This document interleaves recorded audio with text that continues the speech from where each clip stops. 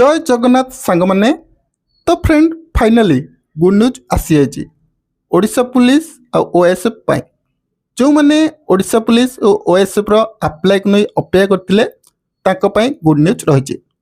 तो कौन रही अपडेट फुल डिटेल्स बतेबी से वीडियो कंप्लीट देखु। जदि वीडियो भल लगुच काइंडली वीडियो को लाइक करेंगे और आगु को यहपरी अपडेट चैनल को सब्सक्राइब करने। वीडियो को जीवा पूर्व आपन कहवाई चाहिए फ्रेंड मु चैनल रे फॉरेस्ट गार्ड रो प्रीवियस ईयर जितक भी ओडिया ग्रामर क्वेश्चन आसाला मुझे सब आलोचना करुच्ची। जदि आपण मैंने से सब वीडियो देखी ना डिस्क्रिप्शन में प्लेलिस्ट लिंक दे दीजिए काइंडली चेक करने। तो देखंतु फ्रेंड्स मु आपन को देखै दउची नोटिस देखंतु आपण मैंने जानिथिबे ओडिशा पुलिस रिक्रुटमेंट आउ ओएसएफ रिक्रुटमेंट को नहीं चेंज होइतिला। कौन चेंज होइतिला ना पूर्वरु आमर ओपीआरबी एग्जाम करथिला किंतु एथर ओपीआरबी एग्जाम करिबो नाही। गोटे न्यू बोर्ड जाकि Odisha unified service selection commission board ही करिबो। तो तार गुड न्यूज आसी जाइए मु देखौची देखंतु फाइनाली आमर न्यू बोर्ड गठन हो सारी काल ही गठन होइछि OUSSB। तेणु एथरु सूचना मिलुछि ओडिशा पुलिस आ ओएसएफ रो रिक्रुटमेंट बहुत जल्दी आसीबो। आ गोटे माने बैड न्यूज रही पारे किंबा गुड न्यूज रही पारे आपण पई फिजिकल प्लान पई। देखंतु ये दुईटी जो पोस्ट बाहरिबो ये कंबाइंड एग्जाम होबो जहाँ कि ए नोटिस रे मेंशन अछि। आपन देखौछि चाहिले आपण माने याकू इजीली डाउनलोड करि परिबे नले स्क्रीनशॉट नै परिबे। आउ एथरे जो फिजिकल रहिबो दुईटांकर फिजिकल सेम रहिबो मे बी 1606 मिनट रही पारे नहले 6.5 मिनट रही पारे।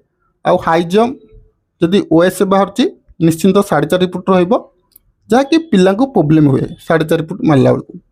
तेणु कहवाई चाहिए बर्तमान आपण मैंने नोटिफिकेशन को वेट करूँ ना मु कहूँ आगामी 2 मास भितर आपण को फुल नोटिफिकेशन ग्यारंटी सह देखा मिल माने एप्रिल मास 15 ରୁ 20 तारीख भितर आपण को फुल नोटिफिकेशन देखा मिल। तेणु जो मानकर फिजिकल वीक एबेठार ही फिजिकल प्रैक्टिस करंतु नहले परे हैरान हो पारती। कारण एते डायरेक्ट मेंशन अच्छी कंबाइंड एग्जाम हम आ कंबाइंड हम माने जानी पाथुए को लॉस हम जपरिक 2018 ओडिशा पुलिस आमर जो आईआरबीएससी भी एकाठी बाहर ये सेमती ही हम। जदि आपण चाहिए दुईटी जाक अप्लाई करेंगे ना गोटे गोटे अप्लाई करेंगे। आ फिजिकल जानते केते हार्ड रही आईआरबीएससी सेपरी ओएसएफ फिजिकल सेम रहिबो। तेणु जो मानकर फिजिकल टिके वीक रोचे एबेठानु प्रिपरेशन करंतु आउ रिटिन पई मध्ये भल कि पढ़ापढ़ी करंतु। कारण जेहेतु 3 वर्ष एज रिलैक्सेशन दउची तेणु बहुत सारा पिला अछंती एक्सपीरियंस पिला तो से माने आराम से पढ़ुछंती। तेणु आपण भी पढ़ापढ़ी करंतु। तो ये थिला छोट अपडेट। तो आशा करछि वीडियो पसंद आथिबो। बहुत जल्दी जो आम नुआ बोर्ड रही गठन हो सारी आ बहुत जल्दी वैकेंसी रिलीज कर जहाँकि एथरे मेंशन अच्छी। तेणु भावुची अपडेट भल लगी जदि भल लगुच वीडियो गोटे लाइक करदेव आउ चैनल पसंद आसते सब्सक्राइब करी शेयर कर आगू को यहपरी अपडेट वीडियो देखा पाई।